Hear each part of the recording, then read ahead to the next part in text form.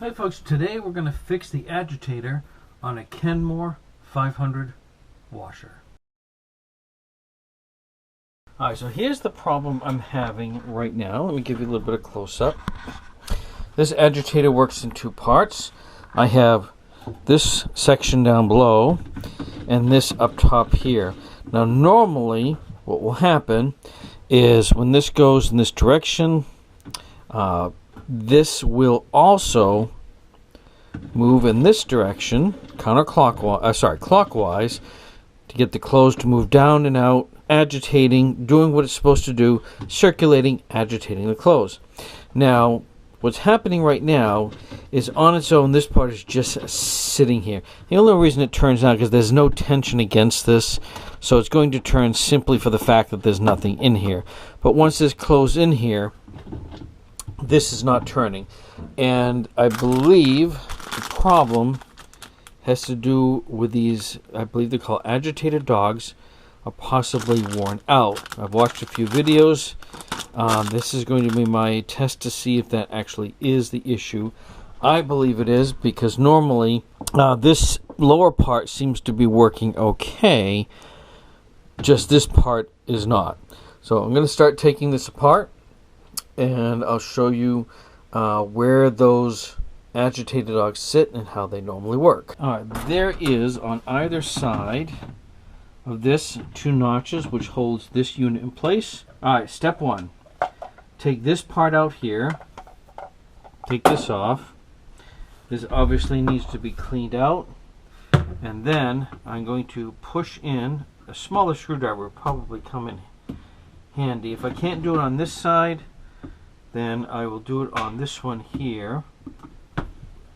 Slide the screwdriver in like this. Put some pressure on that tab and lift up at the same time. So this unit here definitely needs to be cleaned. So down inside here, alright, let's see how good a view I can get here. If you can see, like right below my finger right there, those agitated dogs normally, using just the centrifugal force of the whole unit, would come out, catch on this groove all around, and just keep this going this way. It would stop this way, go, stop, go, stop, go.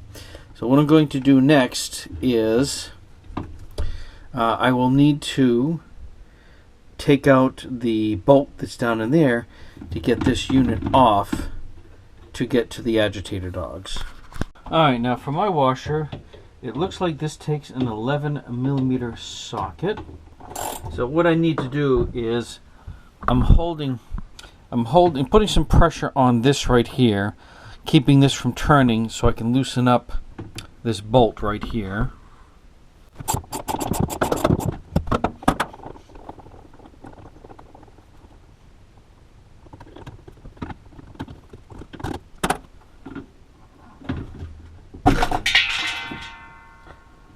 Alright, so what I did next is, let's see if I can show you, because it did kind of surprise me there a little bit, is once that bolt was loose, I lifted up on this. Now this washer is probably decades and decades old, so that's why it kind of like snapped and came out. Nothing really broke. This piece sits down here like this, so I remember to put that back in place. Now the agitator dogs, of course, they came up and out of this right here. See if we can pull that out.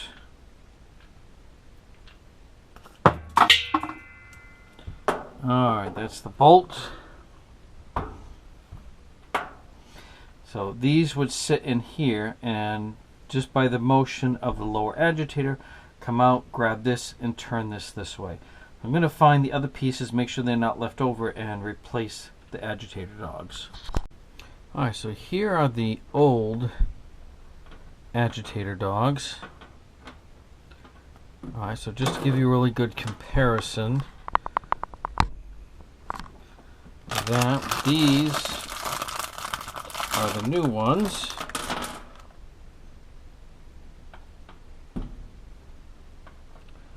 Alright, so you can see there is a substantial difference between those, and that's why these are not grabbing any longer. So now it's time to put everything back together.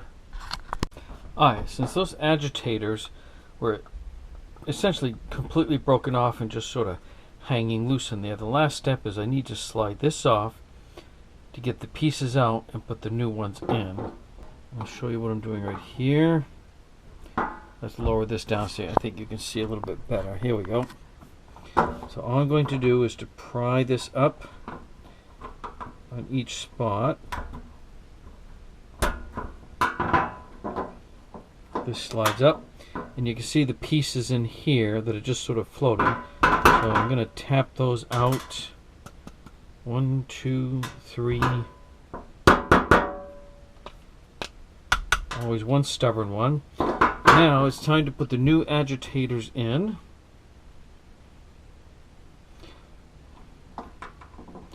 There's 1, 2, 3, 4. So the idea is that when the machine is turning this way, it doesn't grab. Centrifugal force will push these out. It'll catch these grooves in here and cause this to spin in this direction, pushing the clothes down. I'm going to put this back on to hold those in place. And slide that right down. Alright, so those are now secure. Alright, so now I'm going to slide this down in here. Now, before, where I could turn this freely no matter what I was doing, it's going to do exactly what it needs to do now. Like this way, it should not catch. And when I try to do this, it catches exactly how it's supposed to, because the teeth on this are non-existent. The little hooks holding it in place were broken off. So this unit was not even turning at all. Now, I wish I could show you how this normally works with this open, but there's a switch in here that goes off when this is up, so I can't really show you that. But I can at least start putting this back together.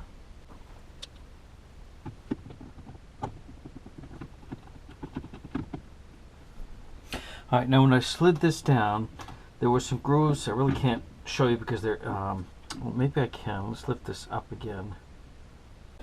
Alright, let's see.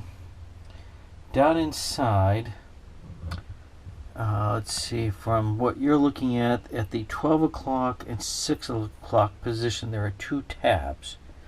Now, when this piece slides down on it, those tabs need to hit those 2 spots you see, also I think at 12 and at 6, and lock this unit into place. Alright, so having to do this two-handed, we slide this down, and you probably heard that little snap. So my test is this. Now that this is in place properly, alright, let me show you how this works here. Alright, so when you can see as this agitates, the bottom piece will go back and forth, and what's happening in here is those teeth that you see will come out and grab the grooves, creating this spiral piece to do its downward motion of the clothes. Alright, I'm going to put this unit back on. Oh, before I do that, it might help if I actually put this back into place.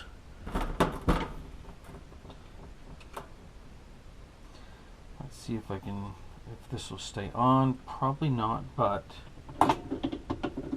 close enough.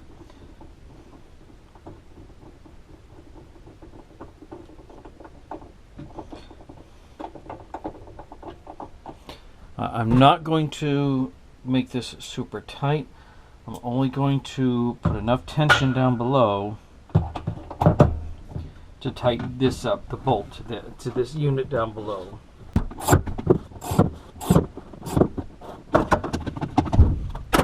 So now we are going to put on the fabric softener dispensing unit, 2 latches that I told you about before to release it. Alright, slide it in the right spot, that in, snap into place. That's not going anywhere, followed by this. How this works is when this is on, when you have your fabric softener in here, when this enters the spin cycle after the wash, the fabric softener will come up, out and over, down through this and into the wash. That way you don't have to run and catch that spin cycle. Just going to hold this here, set that right down. Alright, now if you don't have any kind of this kind of dispenser from fabric softener, I have used these when I had a different washer many years ago. Works by the same principle, centrifugal force. We'll pop that out, and this will release the fabric softener into your wash. I do not need that. Alright, so this unit is now in place. Alright, so again, to show you how this normally will work, I can't do it with this open. Well, as this bottom unit is going back and forth, those agitated dogs will catch this, circulate the clothes properly, and that's how it works.